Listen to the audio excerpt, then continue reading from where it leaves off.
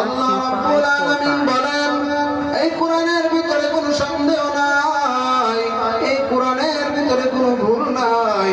আমি আমার বান্দার প্রতি মুহাম্মদ সাল্লাল্লাহু আলাইহি সাল্লামের প্রতি যে কোরআন অবতীর্ণ করেছি, যে কোরআন আমি নাযিল করেছি, এই কিতাবের ভিতরে যদি তোমাদের সন্দেহ হয়, বড় বড় সূরার দরকার নাই, কোরআনের ছোট্ট একটি সূরায় তোমরা বানাইয়া তো দেখি, তোমরা তো পারবেই না, পারবেই না।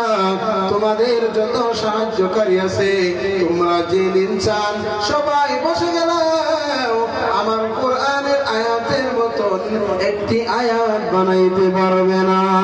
সুবহানাল্লাহ। আমরা এখান থেকে জানলাম এই কোরআনের ভিতরে কোনো সংশয় নাই, কোনো সন্দেহ নাই, কিন্তু কেন আমার আল্লাহ শপথ করলো